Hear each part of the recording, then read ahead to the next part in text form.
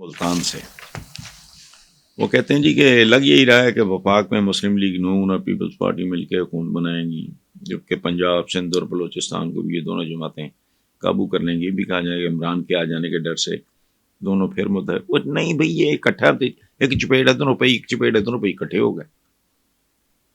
یہ نتھا سنگھ اور Prem Singh one and the same thing, کہانی ان کی یہی ہے، ایک دوسرے کو لے ڈوبیں گے۔ دیکھو نا، ایک کو تو تیرنا نہیں آتا وہ ڈوب رہا ہے، جس کو تیرنا آتا تھا وہ ڈوب رہا ہے، جس کو نہیں آتا وہ پوری کوشش کر رہا ہے کہ بھی اس کو کسی طرح سنبھال لیا جائے، ساتھ وہ بھی ڈوب جائے گا۔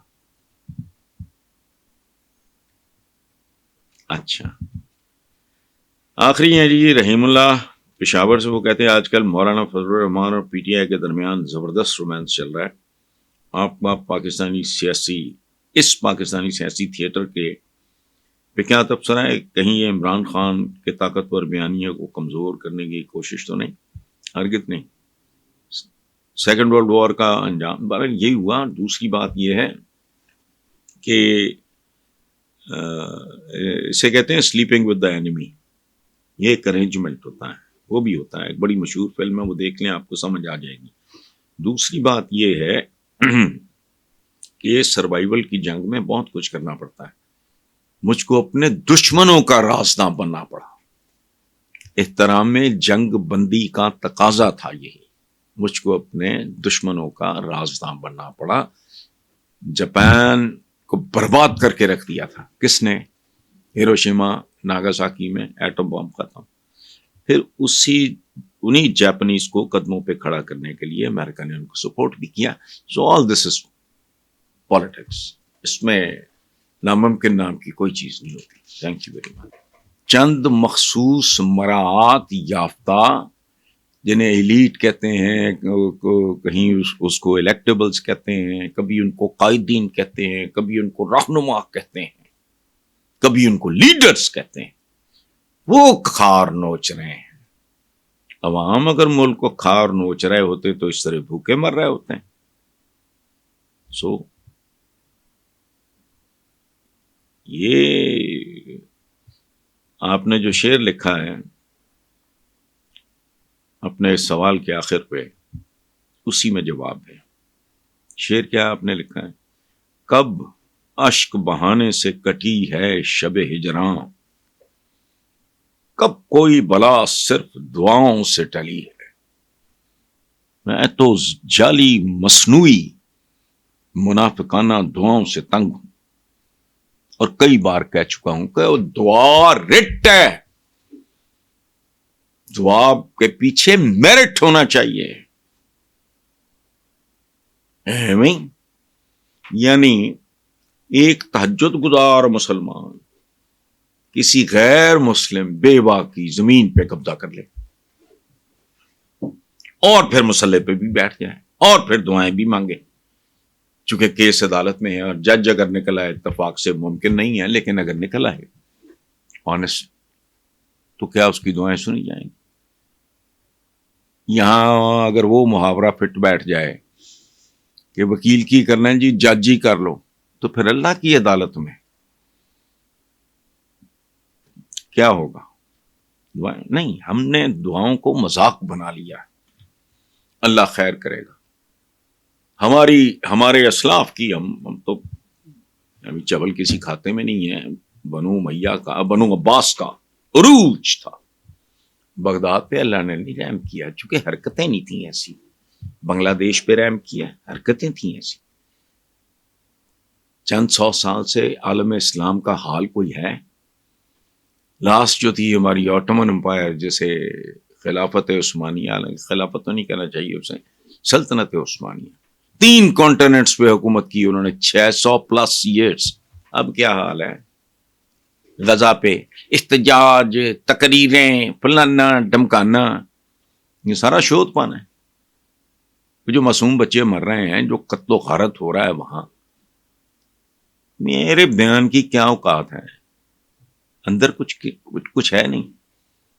اقبال نے کہا تھا، اقبال کی جو چند باتیں ڈھنکی ہیں ان پہ بھی توجہ نہیں ہے۔ کیا تھا؟ کیا کہا تھا؟ ہے جرم ضعیفی کی سزا مرگ مفاجات. اور جرم ضعیفی، یہ جرم کون سی قومیں اس جرم کا ارتکاب کرتی ہیں؟ وہ جن کے پاس نہ اقتصادی انصاف ہوتا ہے نہ عدالتی انصاف ہوتا ہے.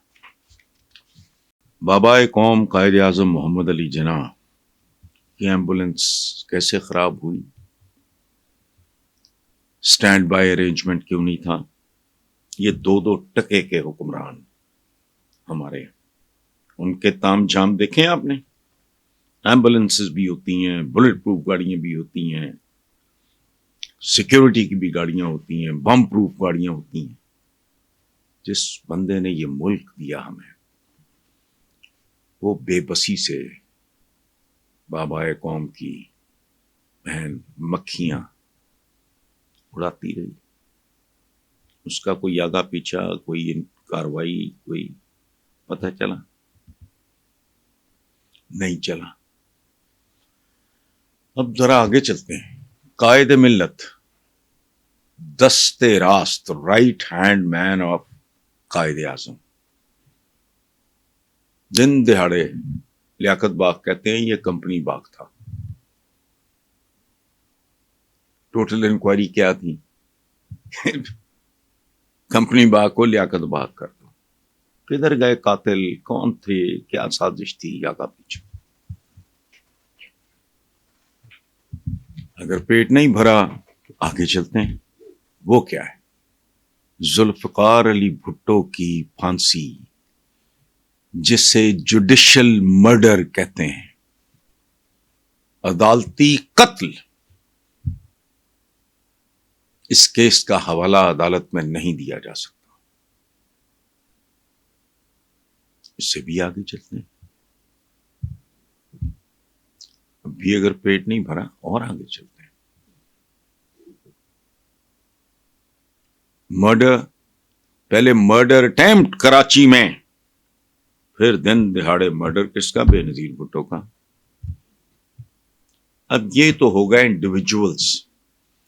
مجھے ایک بات بتائیں، کدھر ہے وہ حمود الرحمان کمیشن رپورٹ جس سے ہمیں شاید پتہ چلتا کہ ملک ٹوٹنے، 2 لخت ہونے کے پیچھے حقیقت میں عوامل کیا تھے، لوگ کون تھے، ہوا کیا تھا؟